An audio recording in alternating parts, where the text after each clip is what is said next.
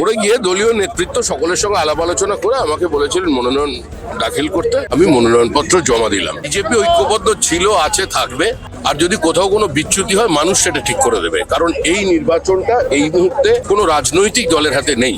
পশ্চিমবঙ্গের মানুষ দৃঢ় সংকল্প, রাজনৈতিক ব্যবধান বা রাজনৈতিক রঙের থেকে একটু দূরে সরে এসে তারা তৃণমূলের বিসর্জন দেবে। মানুষ 2019 সালে একটা বাইনারি সেট করে দিয়েছিলেন, সেই বাইনারি কালীগঞ্জের বিধানসভা নির্বাচনেও অব্যাহত আছে এবং মানুষ জানে বিজেপি তৃণমূলকে হারাতে পারবে।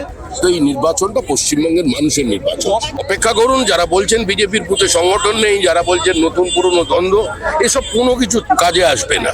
সংঘবদ্ধভাবে বিজেপি নির্বাচন লড়বে। তৃণমূলকে চিন্তা করতে হবে 2026-এর নির্বাচনে তারা বুথে এজেন্ট দিতে পারবে। বাংলা হাটের আরো খবর দেখতে নজর রাখুন। বাংলা খবর মানেই বাংলা হাট।